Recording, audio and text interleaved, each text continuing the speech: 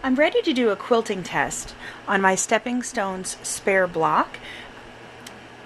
I've decided to use some lime green thread. It reads neutral on the Pat Sloan's bobbins and bit line. I'm also going to be quilting using a ruler foot and a straight edge ruler here. This is the Handy Quilter mini scallop ruler. I'm using the straight edge. My needle is down in one corner of this rectangle and I want to stitch diagonally across it. I could freehand it, but using a ruler will make it much straighter and more accurate. So I'm going to put my ruler against the ruler foot for my machine and rotate it here so it's 1/4 inch away from where I want it to end. And the reason for that is that I want my needle to end in the corner, not my foot or not my ruler. So I'm going to push the fabric with one hand and use this long arm ruler with ruler grip, handy grip underneath it, and that will actually help me push the fabric. Now, check with your manufacturer to see if a foot is available for your home sewing machine. Most long arms and sit down long arms come with a ruler foot, so no special foot is needed. Let's get started.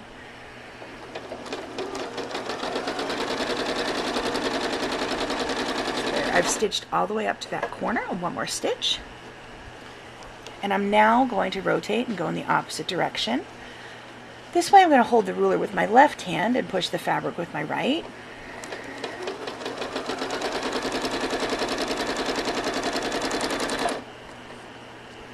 I have the machine set to end needle down, so as I'm rearranging my ruler, I'm not going to accidentally shift the fabric and get an extra long piece of thread somewhere.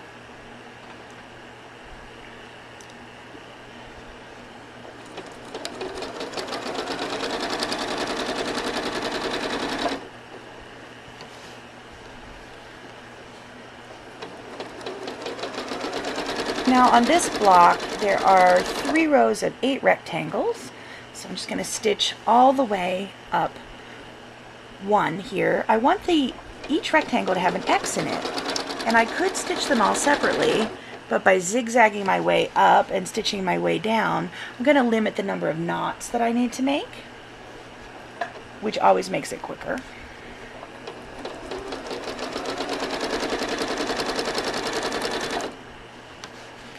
Back up to this one.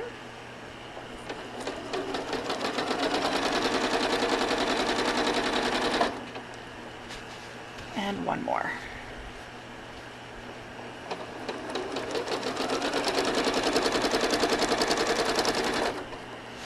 Now that I'm at the end, I have a couple choices. I could make a knot and start again, or what I'm going to do is I'm going to stitch in the ditch right across this ditch here so that my needle is in position for me to stitch coming backwards, to come quilt toward me. I'm able to do this much easier on this piece because it's only 24 inches tall.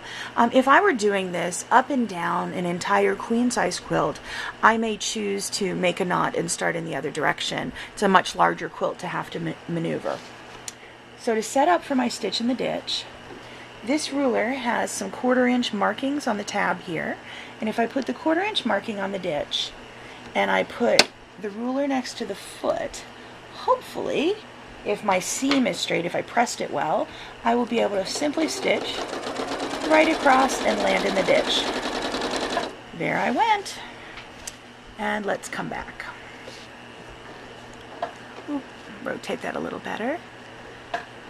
What's nice, if I find that I don't have that exactly in the corner, I can rotate the ruler just a little bit when I get close, so my needle ends exactly at the end.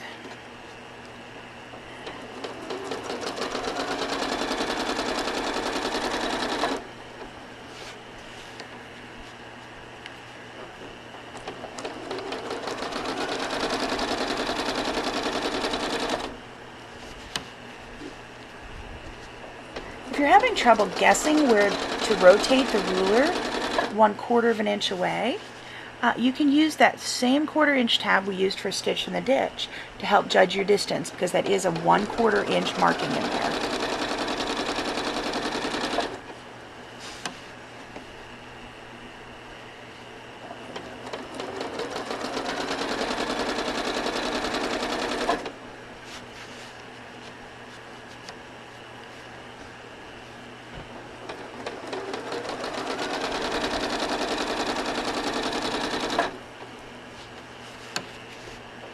one more stitch there and come back to the beginning.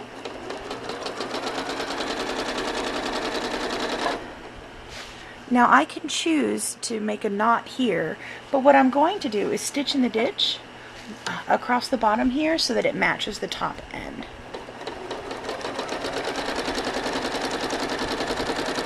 And now I can make my knot. I'm going to quilt all 3 strips of rectangles on this block the same way.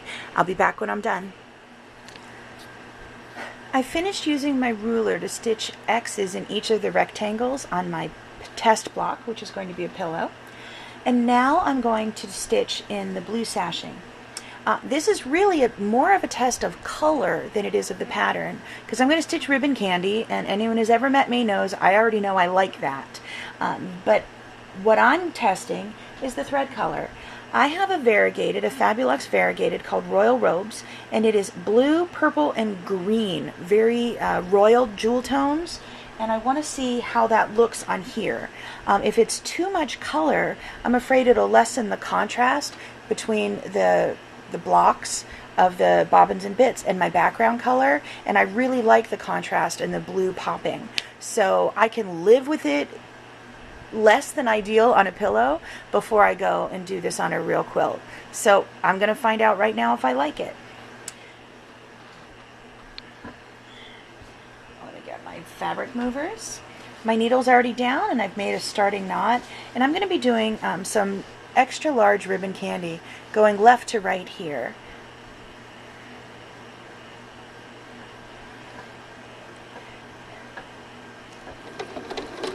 So I'm going to swing all the way over here and stop when I get to that seam line, and I'm going to make a loop.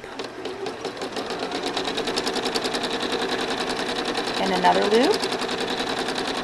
And another loop. And then I'm going to swing over to this seam line and stop. And make a loop. And another loop. And another loop. And swing back over. Don't want to clip my fabric pushers. And there's a loop. And another. And another.